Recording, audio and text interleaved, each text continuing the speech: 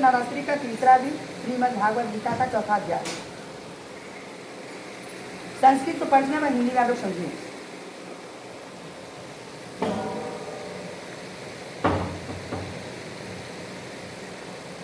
भगवान कह रहे हैं कि इस मनुष्य लोक में कर्मों के फल को चाहने वाले लोग देवताओं का पूजन किया करते हैं और है, क्योंकि उनको कर्मों से उत्पन्न होने वाली सिद्धि शीघ्र मिल जाती है। भगवान क्या कर रहे हैं? कह रहे हैं कि मनुष्यों को कर्मों का फल चाहने वाले जो लोग हैं, जो फल चाहते हैं, वो अन्य देवताओं को लोग पूजते हैं और जो कि पूजा उनको शीघ्र मिल जाती है। ब्राह्मण, क्षत्रिय, वैश्य और शूद्र, इस चार वर्णों के समूह गुण और कर्मों के विभाग पूर्वक मेरे द्वारा रचा गया है। इस प्रकार से उस ऋषि रचना आदि कर्म का कर्ता होने पर भी मुझ अविनाशी परमेश्वर को वास्तव में अकर्ता ही जान। भगवान के चारों वर्ण का जो काम करे, भगवान कहते हैं कि मैं चारों वर्णों का काम करता हूँ, लेकिन मुझको अकर्ता ही जान। अकर्ता क्यों जान? भगवान कह रहे हैं क्योंकि उस कार्य के लिए मैं आया हूँ, तो अपने के लिए मैं मान नहीं सकता कि मैं आएगा। मैं उसके लिए निर्धारित किया गया काम करने के लिए। कर्मों के फल में मेरी स्त्रियाँ नहीं होती है। भगवान कहते हैं कि जो कर्म मैं करता हूँ उसका उसके फल में मेरी स्त्रियाँ प्रेम नहीं होती है, इसलिए मुझे कर्म कभी लिप्त नहीं करते, कभी कर्म मुझे बांधते नहीं, फल जो है कभी बांधते नहीं। इस प्रकार से मुझे तत्व से जान लेता है, वह कर्मों को कभी बदता नहीं। जो मनुष्य मुझे जान लेता है कभी कर्मों में नहीं बदता है। कर्म क्या है और अकर्म क्या है, इस प्रकार से निर्णय करने में बुद्धिमान पुरुष भी मोहित हो जाते हैं। कर्म क्या है, अकर्म क्या है, बुद्धिमान पुरुष भी मोहित हो जाते हैं। इसलिए वह कर्तव्य कर्म तत्व मैं हूँ। भगवान करे इसलिए वह कर्म तत्व मैं मुझे तुझे भली भांति समझा कर कहूँगा। भगवान कहते हैं कि इसलिए वह कर्म तत्व को मैं तुझे भली भांति समझा कर कहूँगा, जिसे जानकर तू अशुभ से अर्थात कर्म बंधन से मुक्त हो जाएगा। कर्म का स्वरूप भी जानना चाहिए, अकर्म का भी स्वरूप जानना चाहिए और विकर्म का भी स्वरूप जानना चाहिए, क्योंकि मनुष्य के कर्म का गति का गहन है। जो मनुष्य कर्म में अकर्म देखता है, कर्म में अकर्म देखता है, मतलब कर्म करते हुए भी अपने को अकर्म देखता है, मैंने करता। जो अकर्म में कर्म देखता है, जो लोग कहते हैं कि ये कर्म नहीं, बहुत लोग कहते हैं कि कर्म नहीं करना चाहिए, जीवन में करना पड़ेगा, तो कर, लेकिन उसको वो करता हो। जैसे लोग कहते हैं जिस चीज को डरो उसी को करो, वही कथन कि अकर्म में कर्म देखता है, वह मनुष्य बुद्धिमान और वह योगी समस्त कर्मों को करने वाला है, वही बुद्धिमान है। जिसके संपूर्ण समस्त भगवान करें हे अर्जुन, जिसके संपूर्ण शास्त्र संपन्न जो है कि सम्मत कर्म बिना कामना के, अर्थात कि शास्त्र के अनुसार उसका जो कर्म है बिना कामना का है, शास्त्र के अनुसार बिना कामना का कर्म है वह, और संकल्प होते हैं, जिससे समस्त कर्म ज्ञान रूप अग्नि के द्वारा भस्म हो गए हैं, उस महापुरुष को ज्ञानी जन पंडित कहते हैं। ऐसे प्राणी को पंडित कहते हैं।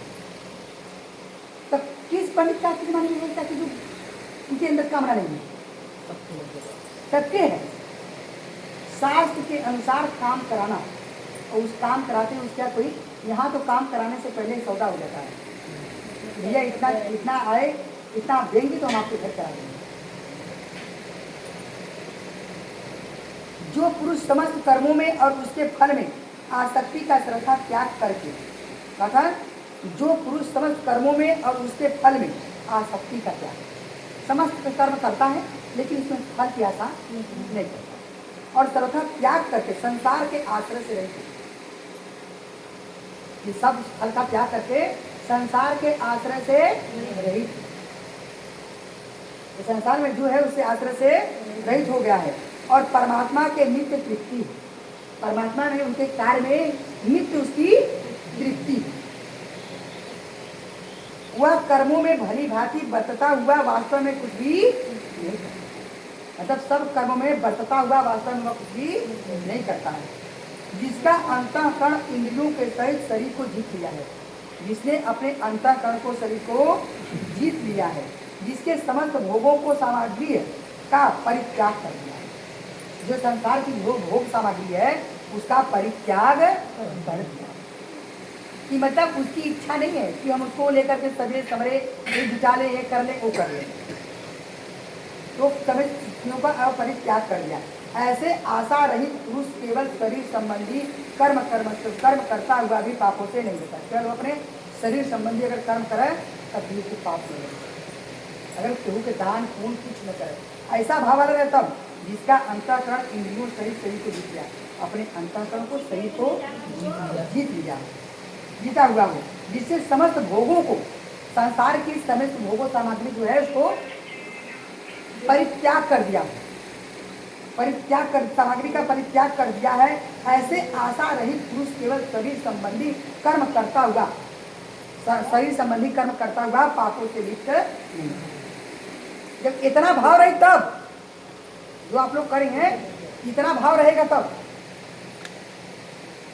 ये सब काम कर रहा है। वो जो है वो अंतःकरण से इंद्रियों सहित अपने शरीर को जीता हुआ है, लेकिन किसी प्रकार की समस्त भोगों को, संसार की जो सुख है उसका वो त्याग कर दिया, जो माया की सुख है उसका त्याग कर दिया है।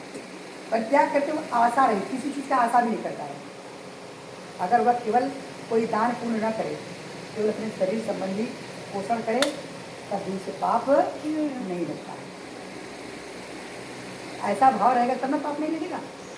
यहाँ तो आप लोग इतने बड़े बड़े गठरी रख के पाने की इच्छा रखते हैं कि फिर भी कहते हैं कि हमने भगवान किस बात की कर रहे हैं, जब इतना करबे तब आपको नहीं मिलेगा, जो कि सब कुछ मिल सकता है और जो कि पाप नहीं लगेगा।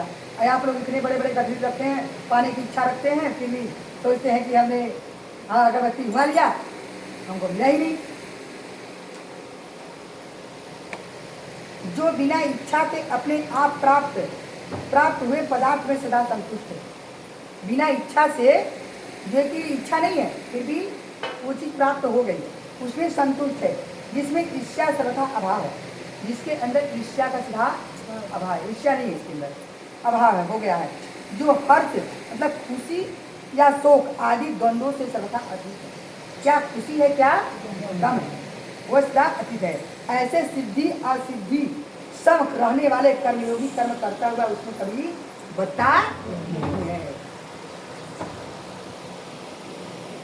अतः बिना इच्छा से, कि यहाँ तो तोरे सबके अंदर ऐसा तो है नहीं, इच्छा नहीं करती है कोई चीज़ की, कुछ नहीं, सारी चीज़ का करती है।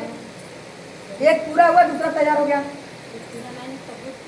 अरे नहीं पूरा हुआ तब वो कुछ नहीं मांगे, वही बात कर रहे हैं भगवान, नो मांगना चाहिए लेकिन तब वो कुछ ना कुछ मंगा। वही कर सदा वही कहते हैं जो बिना इच्छा से प्राप्त उसको संतुष्ट रहे।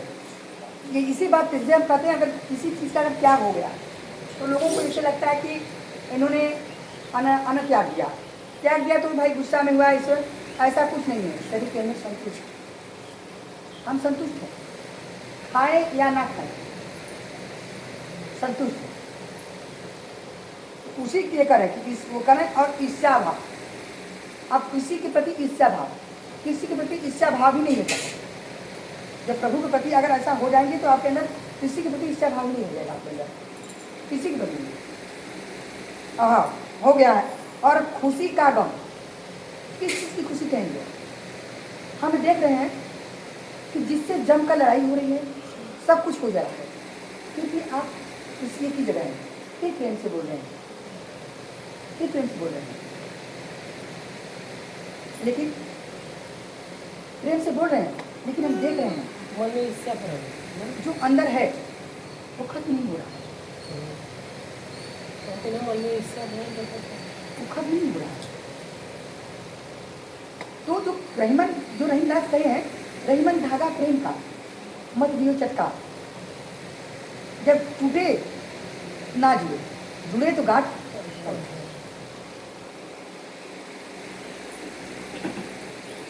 तो बस वही है, तो ये भगवान का रहने वाली कर्मयोगी कर्म करता हुआ उसमें वो कभी बचता नहीं। जब इसके अंदर ये से इतनी भावनाएं होती हैं तो वो कभी भी किसी चीज़ में नहीं बचता, उसे कोई बात कर नहीं रखता। जिसकी आसक्ति सर्वथा नष्ट हो गई है। आसक्ति मतलब आशा, इसी से भी आसक्ति का नष्ट हो गई है। जो देह अभिमान ममता से रहित है, अपने शरीर के अभिमान से रहित है। देख ही चुकी हो कि मेरे शरीर के अंदर अभिमान नहीं है, आप देख चुकी हो, तुम समाज के दौर आप लोग देख चुकी हैं कि हम ये सब बातें आप लोगों को करते हैं, लेकिन आप लोगों का सेवा करने में पीछे नहीं हटते, ठीक, पीछे नहीं हटते हैं। वही भगवान कह रहे हैं कि वह जिसकी आसक्ति सर्वथा नष्ट हो गई है, जो देह अभिमान से रहित है, अपने शरीर के अभिमान से। जैसे कहा कि भाई हम राम नामी बोल लिए और इतने बड़े संत हो गए, हम इतने बड़े संत हो गए, तो हम किसी का, हम इतने बड़े संत हो गए, अगर हमें आ गया मेरा घर या कोई भी आ गया उसका सेवा करने में, हम पीछे हट गए, उसका कोई मतलब नहीं। आपका संत होने का कोई मतलब नहीं। आपके चारों तरफ बाड़ी घाट दौड़े, इसका कोई मतलब नहीं, इसका कोई मतलब है ही नहीं। तो वही करें कि भगवान वही बात कर रहे हैं कि देह अभिमान से रहित हो और ममता से भी रहित हो, सेवा करो। ममता मैंने जानती हूँ, उसके प्रति वशीभूत हो जाना। तुम उसके लिए क्या कर दे, इतना वशीभूत हो जाए कि एकदम उसके पीछे पीछे लगे, उसे ममता करती है। बस जहाँ तक समय है उतना तक करिए उसका, उसके बाद उसके रास्ता बताइए। अगर ममता से रहित, जिसका चित्त निरंतर परमात्मा के ज्ञान पे स्थित है, जिसका चित्त निरंतर परमात्मा में, जिसका ज्ञान और चित्त निरंतर प्रभु में ही निश्चित है कि उनके लिए क्या सामान ले आना है, उनके लिए क्या काम करना है, उनका क्या चीज़ घटा है, क्या बढ़ा है, क्या करना है, ये सब सारी चीज़ निरंतर उनके बारे में सोचना, स्थित रहना। ऐसे केवल यज्ञ संपादन के लिए कर्म करने वाले मनुष्य, यज्ञ मतलब यज्ञ करने के, यज्ञ सामग्री करने के लिए जाने वाले मनुष्य के संपूर्ण कर्म भली भांति विलीन है। ऐसा कर्म करने वाला प्राणी इसके संपूर्ण कर्म विलीन है, मतलब इस संसार में उसके लिए कोई कर्म नहीं है, कि वो कर्म करे तब उसको खाना मिले। भगवान करें कि ऐसे ऐसे भाव वाले प्राणी को उसे कर्म करे तभी उसे खाना मिले, ऐसा नहीं, वो नहीं करेगा तभी उसे खाना मिलेगा। जिस यज्ञ में अर्पण अर्थात सुआ आदि भी ब्रह्म है, हवन किया जाने योग्य भी द्रव्य भी ब्रह्म है, तथा ब्रह्म रूप कर्ता के द्वारा ब्रह्म रूप अग्नि के आहुति देना रूप क्रिया भी ब्रह्म है। उस ब्रह्म कर्म में स्थित रहने वाले योगी द्वारा प्राप्त किए जाने फल भी ब्रह्म है। जो भी आप करेंगी, जब आपका मन ब्रह्म और प्रभु के प्रति, आपका भक्ति पर ब्रह्म के प्रति है और सब कुछ सच्चा है, तो आपका हर क्रिया भी ब्रह्म होगा, स्वच्छ होगा। दूसरे योगी जन देवताओं को पूजकर पूजन रूप यज्ञ का भली भांति अनुष्ठान किया करते हैं, और अन्य योगी जन पर ब्रह्म परमात्मा रूप अग्नि में भेदन दर्शन रूप यज्ञ के द्वारा आत्मा रूप यज्ञ के हवन किया करते हैं। सबकी बता रहे भगवान कैसे कैसे लोग हवन पूजा कर रहे हैं। अन्य योगी जन तो श्रोत्र आदि समस्त इंद्रियों को संयम रूप अग्नि में हवन किया करते हैं। कितने लोग हैं कि अपने शरीर में ही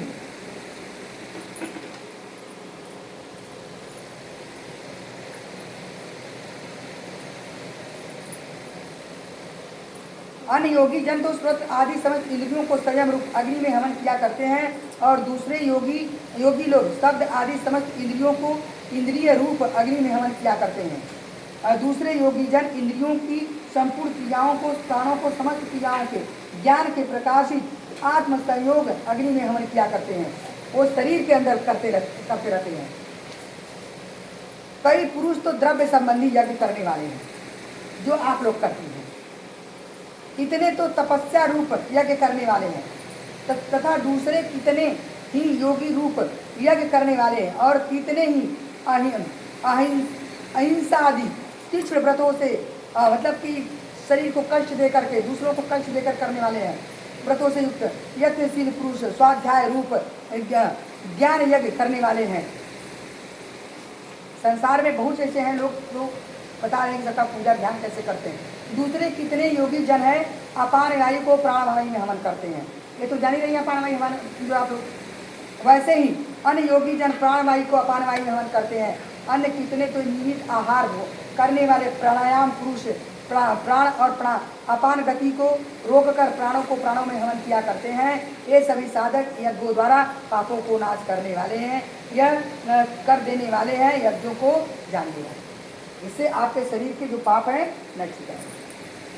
प्राणायाम करना कहाँ करना तो शरीर स्वस्थ रहेंगे, आप स्वस्थ रहेंगे।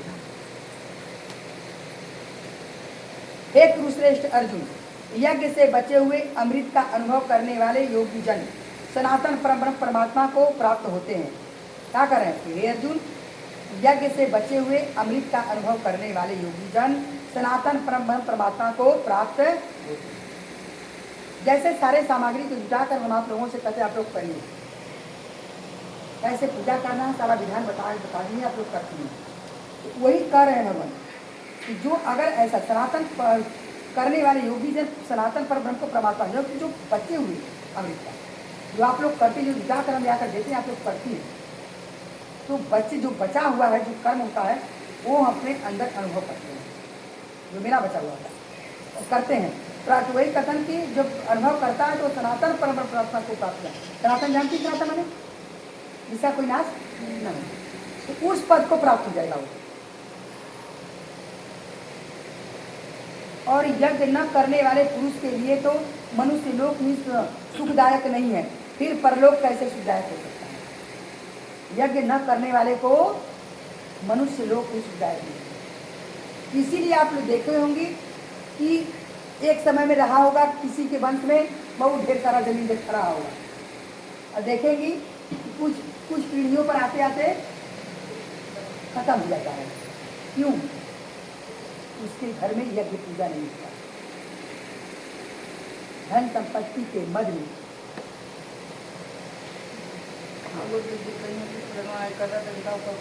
बोला था बजे का आगे बा आराम से बा अपने करते रोज ये वाला है।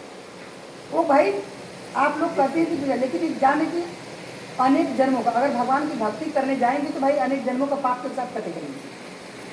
जब कटेगा तब न मिलेगा आपको। एक तो बहुत ही जान लीजिए कि बड़े भाग से प्रभु के शरण हम गए और बड़े भाग से मनुष्य तन मिला।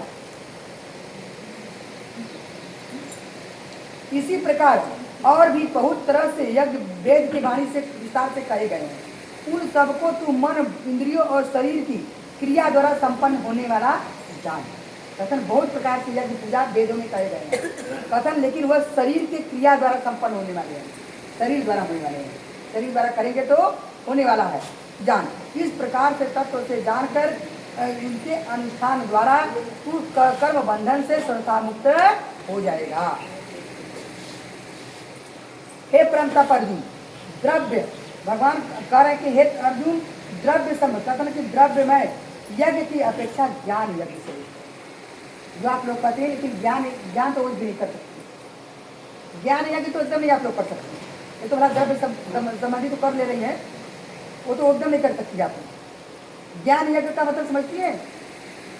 माया का हर चीज को तोड़ना, उसका त्याग करना,